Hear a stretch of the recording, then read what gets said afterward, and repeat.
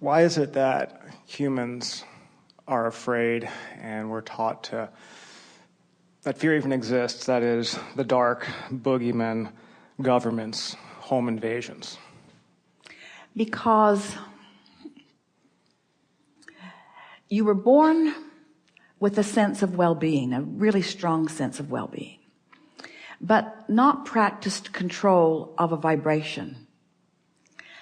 You came to practice that vibration and to explore enough contrast to launch new desires. But the specific answer to this really good question is that when you want something good to happen and it doesn't, you try to, after the fact, explain why.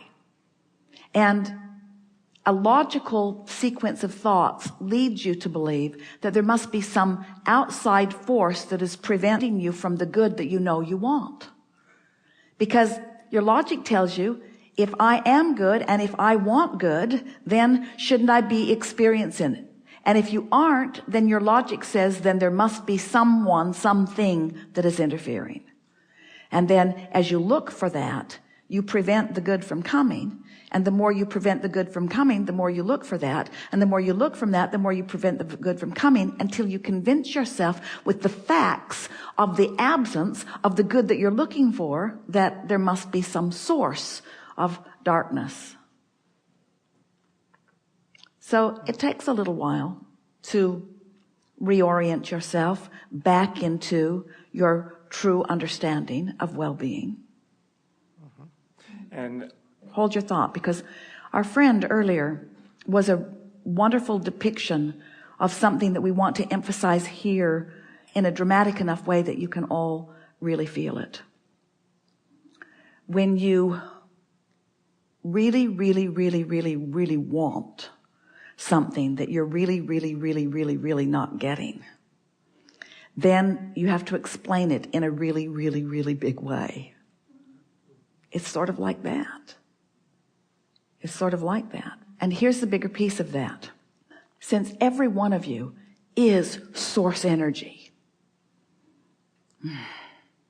and when you get crossways of that, when you describe yourself as not good, or as not deserving, or as not worthy, when the source within you knows the complete opposite of that, the goodness and the possibilities and the worthiness, when you get focused there, there is a big discord that then you describe in really screwy and dramatic ways. That's the best explanation that we've ever given of that. And when you think about how illogical that is, how could that be? How could this earth continue to spin in its orbit? Have you looked around? Have you noticed the well-being that surrounds you? The continuity of things, the eternalness of that which you all are. You know, as bright as you are, you haven't managed to scrape enough dirt together and launch another earth into orbit. You know there's something way bigger going on, you see. And when you get crossways of your understanding of the goodness of that bigness, then it's a pretty big, our friend described it perfectly earlier, that kind of bouncing out of the vortex will take you to your knees. If Abraham can give any insight, it's on one side, as you bring it up, looking around us, it seems that the clinging to a fear drives so much of daily policy, whether you look at it from not wearing your seatbelt, when you look at it from how to be a better teacher, a better student. Right. Everyone in this room is both.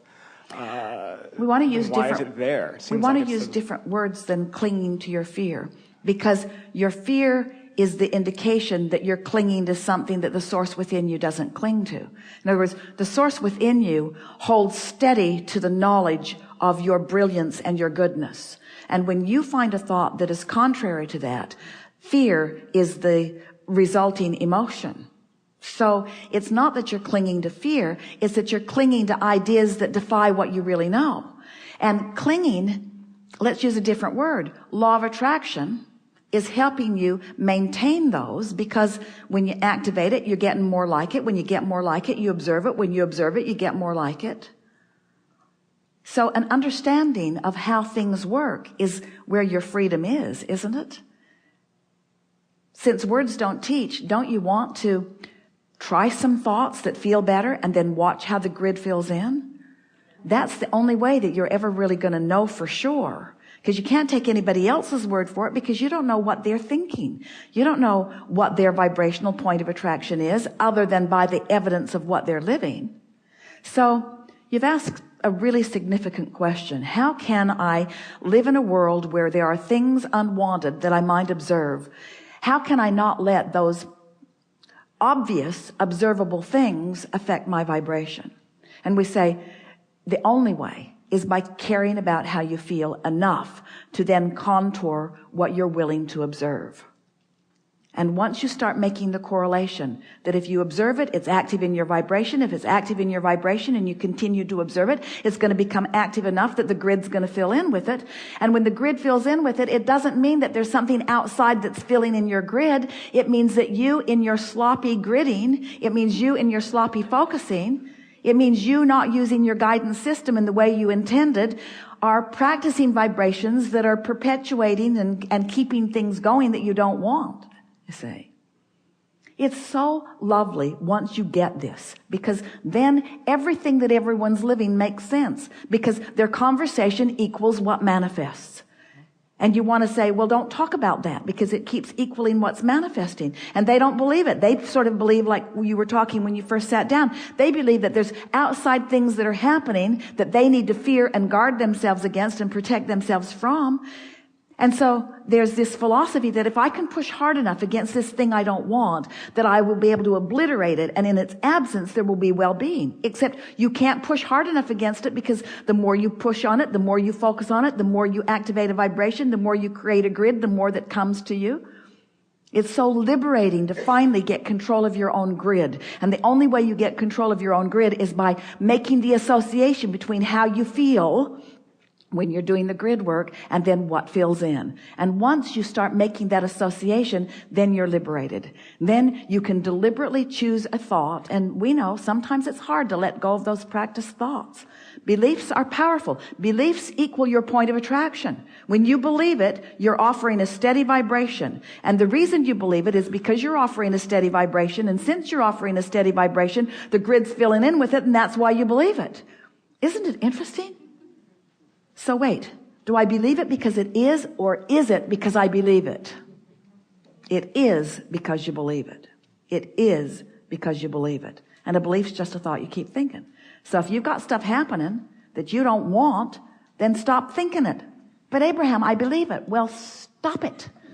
The only reason you believe it is because you keep offering the vibration of it, and the law of attraction just keeps saying, well, this is what you believe, so here, have some of this. And this is what you believe, so here, have some of this.